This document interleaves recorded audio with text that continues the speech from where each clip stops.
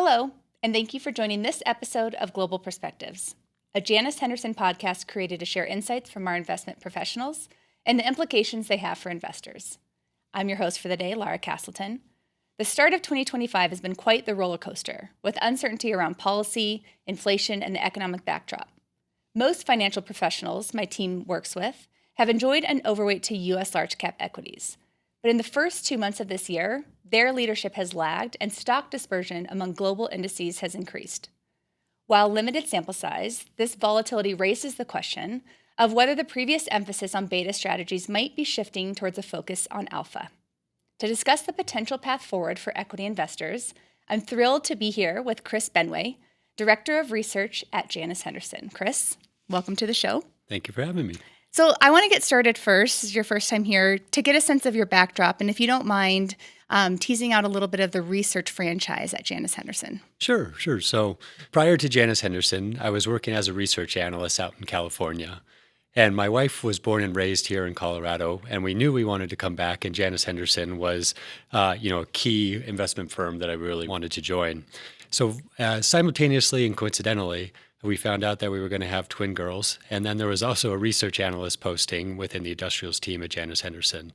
And so fortunately, that worked out. We were able to move to Colorado. I joined Janus 7 years ago as an industrials analyst, then moved on to be industrials sector team lead and have been in the director research role for about a year now. In regards to our team profile, so within America's equities, we have 36 analysts, and those 36 analysts support 7 sector teams, and those sector teams then support our multiple equity research products here in Denver. So 7 sectors, it does seem like you purposely delineate from the traditional sector definitions that one might see by MSCI or other indices. Correct. Yeah, we consolidate some, and then we also make it unique to generate synergies of the research teams, within energy, within industrials, and other areas as well. Great. Okay, so, and as I mentioned, in this market backdrop, stock dispersion, we have seen that pick up.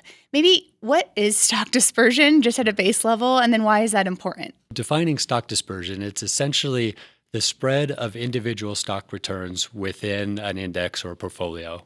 And this is really important, especially for a firm such as Janus Henderson that focuses on active management and deep fundamental research, in that when stocks, in the top quartile are returning more than the bottom quartile, and therefore the correlation is less, that allows us to really express our fundamental views and our capabilities. And so in an environment where stock dispersion is increasing, that really allows us to express our stock selection capabilities.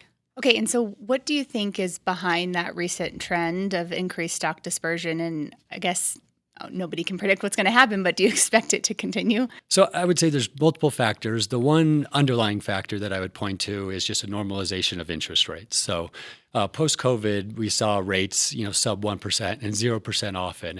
And what that incentivizes people to do is just to get exposure to the equity market because they're getting zero in their savings accounts. Now that we've had, an increase in rates, and the cost of capital makes investors actually now consider, different rates of return across the asset classes. And so I think a normalization of rates and a normalization of the environment, really kind of results in the stock dispersion increasing. And this is obviously a global phenomenon. Your research team, covers the global landscape. So rates obviously higher here in the U.S., but that is globally the case as well. Are you seeing dispersion pick up outside U.S. as well? That's true. Yep. Yes, that's correct. Okay, so then in this backdrop today, which is changing by the second, we're recording this early March. Who knows what's going to happen over the next coming weeks. But in this backdrop, as fundamental stock pickers, which is the franchise here at Janus Henderson, what are some of the big macro or overlying themes that you're trying to focus on today? Sure. So our analyst team is definitely focusing on, tariff policy, on interest rate changes. But then I would say some unique aspects that we're really focusing on are what companies where competitive advantages are increasing in times of uncertainty. And so an example of that would be Netflix, where they currently have 300 million subscribers. They've been able to scale up, and their scale allows them to invest in content. It allows them to increase their content library, and that therefore allows them to get more subscribers. And so there's, a really kind of flywheel network effect there that a company like Netflix is taking advantage of. And so we're seeing, those that advantage expand over time. And that, in speaking with in the previous episode, Brian Recht, who's on some of our growth strategies here, competitive advantage and the growth of that seems to be a pretty sustainable investment theme when there is a lot of macroeconomic volatility. Correct. And that's something, for our analysts who are really focusing on the businesses, really trying to tease out what are the differentiation aspects to different companies and why those will be sustainable over time. That's an area we're focused on. I would also say maybe another area, and taking this from Jeff Bezos, is in 5 or 10 years, what won't change? What will consumers still want? And so in that framework, I would say a company like Chipotle. So customers are always going to want fresh food. They're always going to want it quickly, and they're going to want it at a reasonable price. And so, Chipotle has been able to do that in spades. Some great examples there. Maybe we can double click on those and go into specific themes, covering a few here, starting with AI. It obviously has taken the world by storm. How do you just go about selecting winners within the AI space, and how does that trickle through to even other sectors outside of technology? So there's multiple ways to attack and address, AI. So one is you can invest directly in companies that are pushing AI forward. The semiconductors is a great example of that. Another one is, companies have segments within their business that maybe aren't obvious, but that can grow over time. And then a third one is, companies that are directly using AI to enhance their business and their return profile. And so on that latter piece, I would say one example is a company like DoorDash. So DoorDash has incredible network effects. Essentially the food delivery market is now a duopoly. And what DoorDash is able to do, one is they're investing in AI, so consumers, when they pull up the app, have items, restaurants preloaded for them based on their demographic profile, based on their previous orders. And so they're able to, really make that process much more efficient. What DoorDash is also doing for the restaurants is they're investing in agents and essentially chatbots. So half the orders when people call on the phone never get answered. And so this agent could potentially answer that call, log that order, take that order, and then execute that for the restaurant. And so those are a couple ways that DoorDash is focusing on AI. And so by, 7 sector teams, one being focused on technology, I'm sure that team is very much integrating with a lot of the other sector leads and bringing some of the insights, because AI does seem to be a theme that's trickling into every aspect of stock investing. It's a great point, and one that I wanted to emphasize earlier is that how important collaboration is, across a team, especially in this current time. So I would say every single sector team is, interacting with our tech team, because it is so pervasive, in even in areas like mining and industrials and healthcare. Another great example on healthcare is Intuitive Surgical. So they make robots that do surgeries. And how Intuitive Surgical is using AI is they're able to record, all of the performance that a surgeon does and compare that to the kind of best-in-class surgeon on how successful they were, minimal mistakes, and that surgeon can learn, from gathering all that data and that AI initiative. And so, we're really seeing it across, the industry spectrum. A lot of exciting stories there. Maybe transitioning, you mentioned industrials. That's one that's kind of been behind the scenes of AI and the excitement there.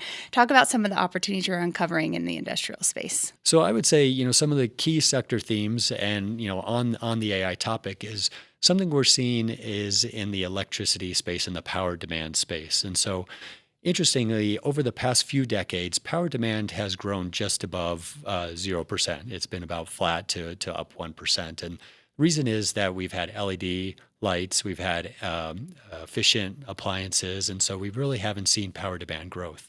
But now you're seeing with core data center growth, you're seeing with AI data center, with EV and other electrification initiatives, power demand is now growing, much higher than 1%. And as a result of that, that's really driving more investment in transmission, more investment in distribution within the power space, and creating very interesting investment opportunities. So really big, tailwinds behind the industrial sector in general. But why does your process, maybe walk through your process, how it's led to uncovering opportunities versus, if somebody I work with, wanted to just own the passive industrials ETF, for example, how does your process kind of help shore up investment opportunities? First, we know our companies intimately well, and we really focus on being kind of business analysts first. And so that's understanding, what are the rates of return of the business? What is the competitive advantage? What are the competitive dynamics? And importantly, how those will change or remain the same over time. And the way we do that is really just becoming intimately familiar with the company, understanding the management team, understanding the management's incentives. What is the TAM opportunity or the addressable market opportunity, and how quickly can they penetrate that TAM? And so that is all kind of the overarching framework that our research really looks to uncover through a wide variety of angles. Great, which is a good backdrop with stock dispersion, winners versus laggards. Having that process and being intimately familiar with the management team seems to set us apart there. Right. Let's take that to a final example, then teasing out financials, because that's obviously been a hot topic ever since the election last year. So what's your process uncovering within that sector in general? Sure. Yeah, so what we're really focusing on, on the secular themes or the broader themes is deregulation is something that's really crucial. And so, all the way back to Sarbanes-Oxley, we've had, kind of the stress tests and the capital buffers. And a lot of these were a little onerous on the banks and the financials in general. And so we're starting to see signs that some of these, onerous regulations might be eased a little bit, which will help with investment opportunities, will help with loan growth, and will help with potential M&A within the sector. And so we're seeing deregulation as a potential driver going forward.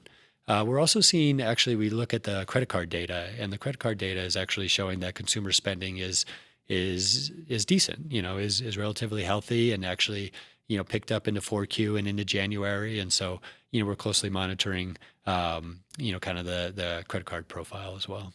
Well, thank you for that. I feel like we could talk for hours on end on all the other sector opportunities, but thank you for giving us a highlight there. So happy to have you at the firm and learn more about you. I'm glad you found a home at Janus Henderson, which personally I'm from Denver, so it's a great spot to be. Yes. And raise a family. And for you, I hope we all enjoyed the conversation. Whatever markets have in store for us going forward, it seems clear that the opportunity for alpha generation is here, and active management has the potential to shine for years to come. For more insights from Janus Henderson, you can download other episodes of Global Perspectives wherever you get your podcasts, or visit janushenderson.com. I've been your host for the day, Laura Castleton. Thanks. See you next time.